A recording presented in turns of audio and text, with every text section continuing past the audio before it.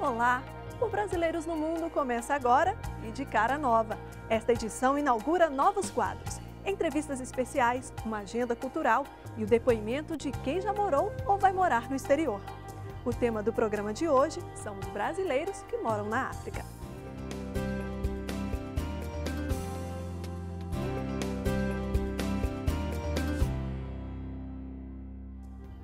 No passado, o Brasil recebeu milhões de africanos que vieram como escravos e influenciaram a cultura do nosso país. Séculos depois, os brasileiros estão fazendo o caminho inverso, migrando para a África. Hoje você vai saber quem são esses brasileiros e por que a África tem se tornado um continente tão atrativo.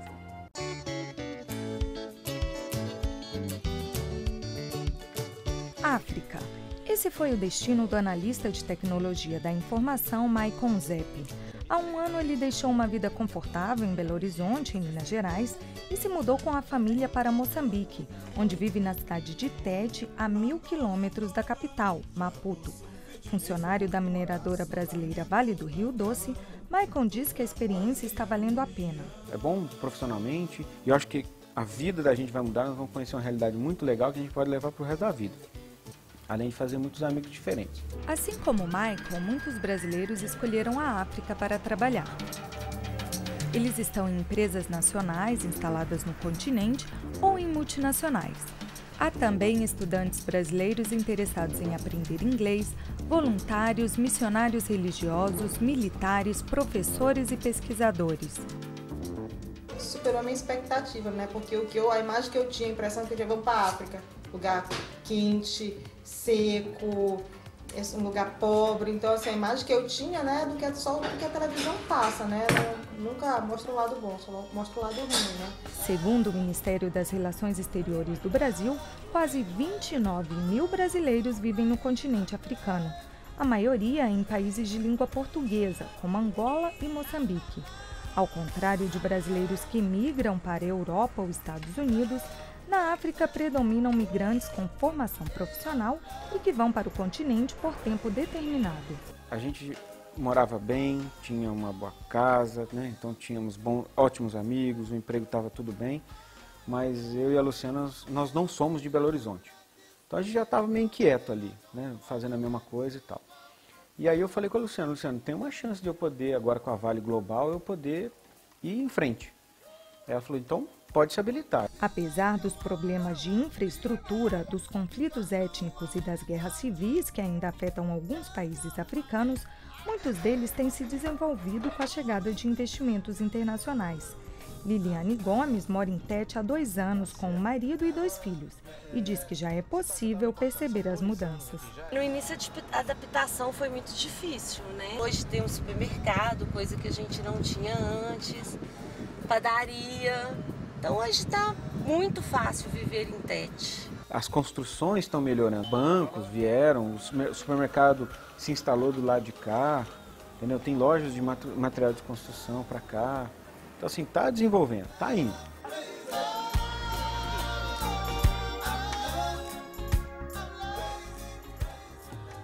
Mas a África também é conhecida por longas guerras civis e conflitos étnicos. Mas será que essa realidade afeta a vida dos brasileiros que vivem no continente?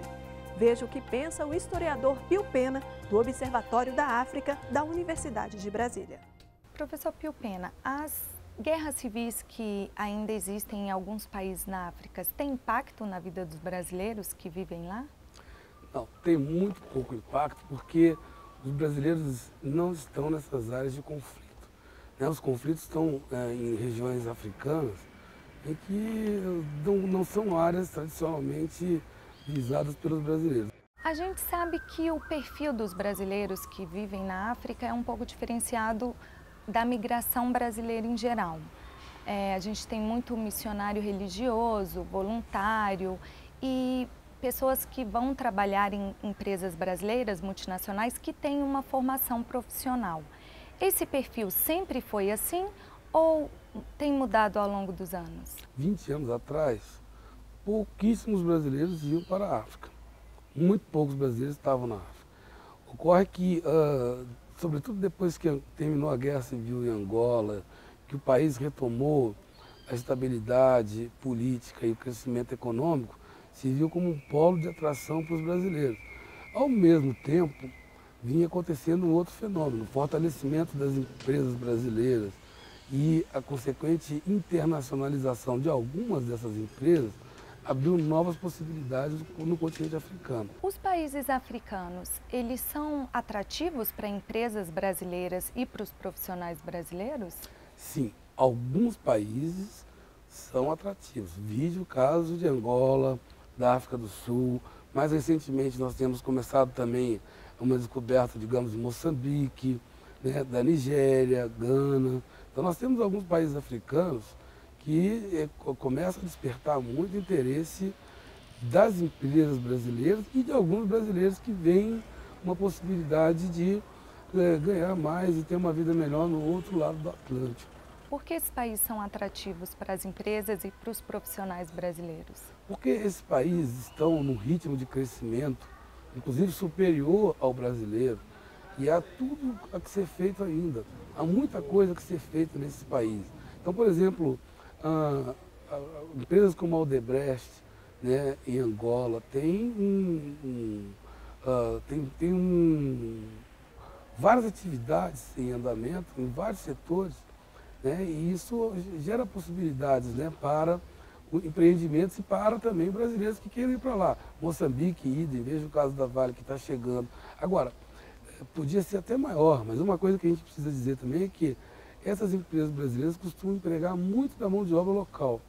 Então, o potencial de atração de brasileiros na África é ainda maior do que existe hoje. Basta o brasileiro ter um pouco menos de preconceito que ele vai encontrar países que estão em franco crescimento econômico, estabilidade política e com muita coisa a ser feita e o seu desenvolvimento. O que o senhor acha que o Brasil e os brasileiros podem oferecer para os africanos, para o continente africano? Nós temos investimentos no continente africano, várias empresas brasileiras estão promovendo investimentos diretos na África, isso gera empregos e também, eventualmente, transferência de tecnologia para os africanos. Temos vários programas de cooperação com o continente africano, que leva também muita coisa boa para a África, né? O Brasileiros no Mundo volta já com a participação de imigrantes brasileiros. Não saia daí!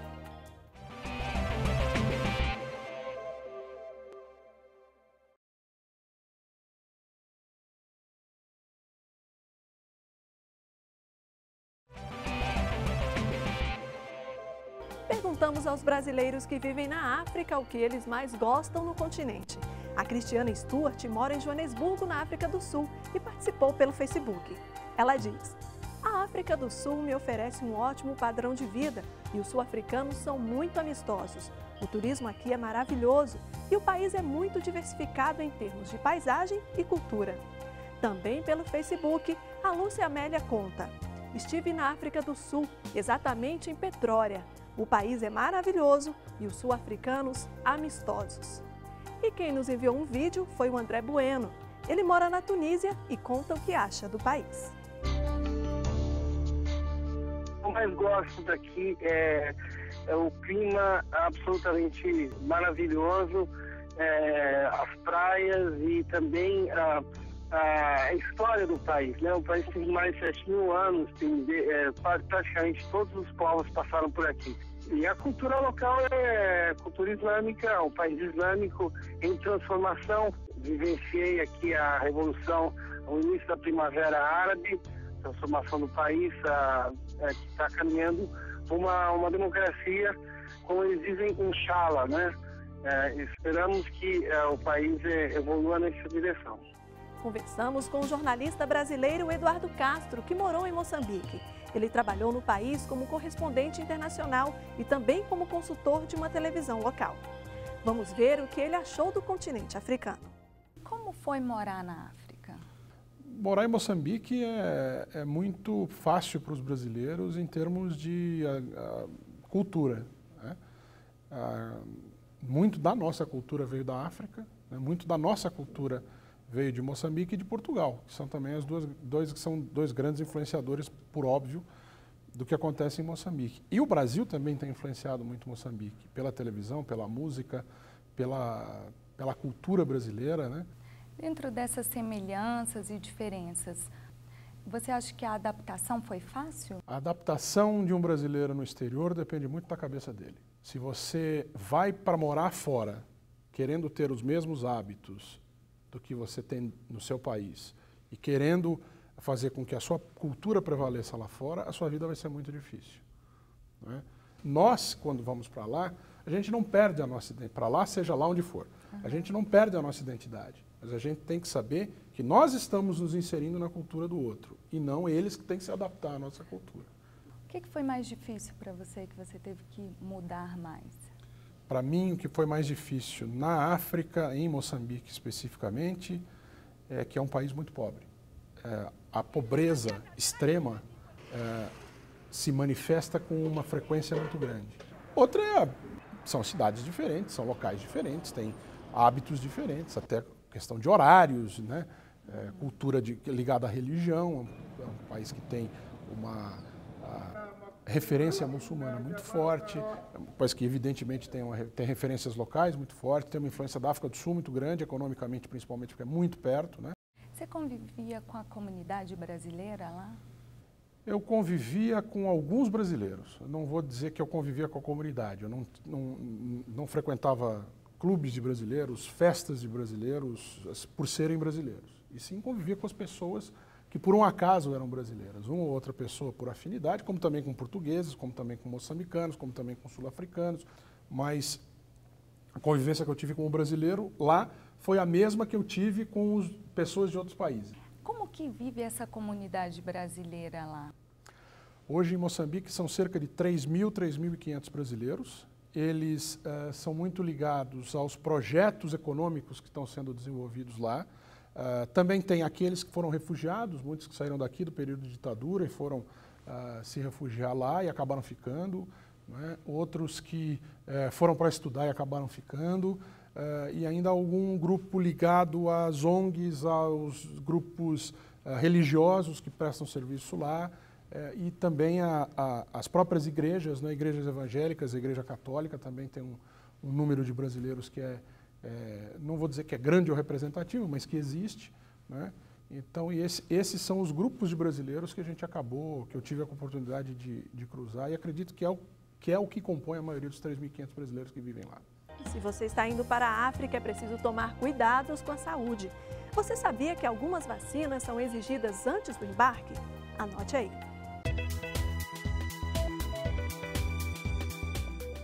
Se você vai para a África, deve tomar algumas vacinas. Segundo a Organização Mundial da Saúde, a vacina contra a febre amarela é obrigatória e deve ser tomada 10 dias antes do embarque.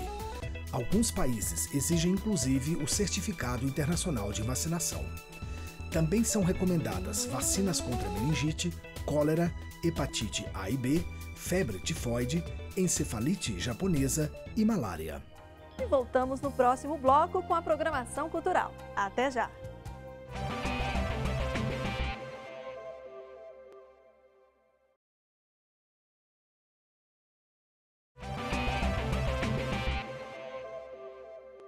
Quem está na Inglaterra não pode perder a exposição do fotógrafo Geraldo de Barros, que vai até abril. Confira!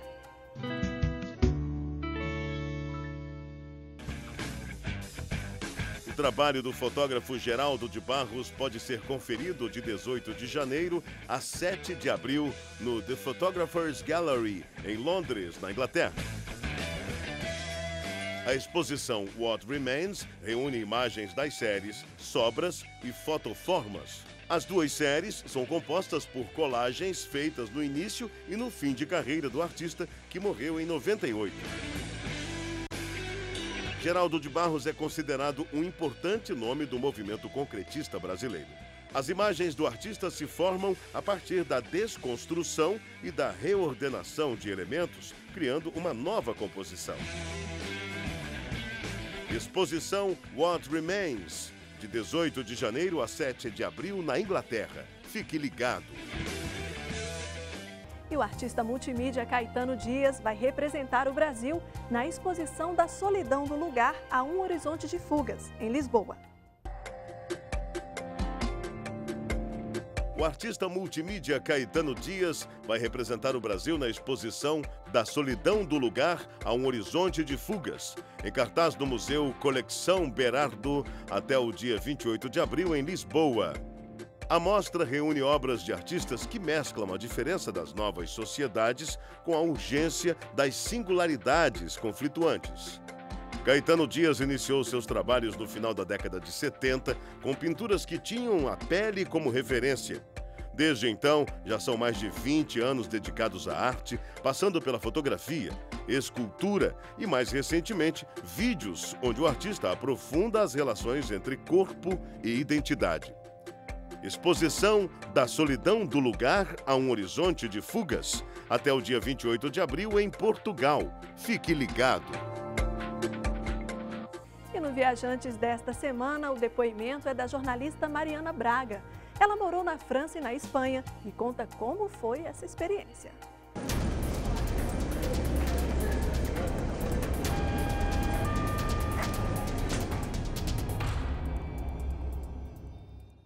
Meu nome é Mariana Braga, eu tenho 28 anos, sou jornalista e eu morei durante 1 ano na França, numa cidade bem pequena chamada Lannion, era uma cidade rural. E depois, em 2006, eu morei em Logronho, que é uma cidade na Espanha, e em 2008 passei 1 ano em Madrid. Todas essas experiências foram significativas, eu acho que cada um teve seu brilho, assim, sua importância. Na França, eu passei 1 ano estudando jornalismo, fiz o último ano de jornalismo, era uma cidade pequenininha, rural, então foi uma experiência totalmente diferente. Eu sempre morei numa cidade grande, enfim, cidade urbana. Em Logronho também era uma cidade pequena, que fazia parte do Caminho de Santiago, eu fiquei lá 3 meses estudando espanhol, conheci pessoas de todo o mundo, então também foi uma experiência bacana.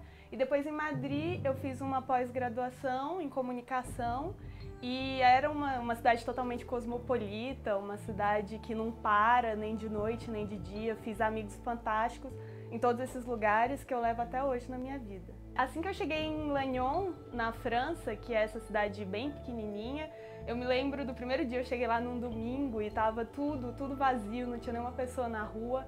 E eu cheguei e pensei, meu Deus do céu, o que eu vou fazer aqui 1 ano? Como é que eu vou sobreviver? Mas realmente depois, conhecendo os franceses, tem muita diferença de cultura, os franceses são muito formais. Quando eu cheguei na universidade a primeira vez, chamei o professor pelo nome dele, ele na hora virou e falou, não, você tem que me chamar de Senhor Lafarge, que era o sobrenome dele. Então, esses problemas de relacionamento, eu acho que na França eu tive mais dificuldade pela diferença de cultura. Na Espanha, os espanhóis são muito parecidos com os brasileiros, são alegres, são mais informais. Então, na França, eles são um pouco mais frios, mas também são pessoas maravilhosas. Depois você vai aprendendo a lidar com eles e percebe que são pessoas super simpáticas e fantásticas também, super acolhedoras. Essa experiência cultural te traz um enriquecimento enorme que vai valer para a sua vida, tanto profissional quanto pessoal. Faz você ser mais tolerante, você entender outras culturas, ter menos preconceito, e tudo isso contribui para a sua vida. Na França eu tive situações muito curiosas, assim, que nessa cidade pequena, o que me ajudou mais a socializar foi a dança. Eu sempre dancei. E lá eu encontrei um grupo de salsa, de pessoas que dançavam salsa, eram pessoas mais velhas. E lá, então, eu sempre saía com esse grupo, foi assim, fundamental para a minha socialização.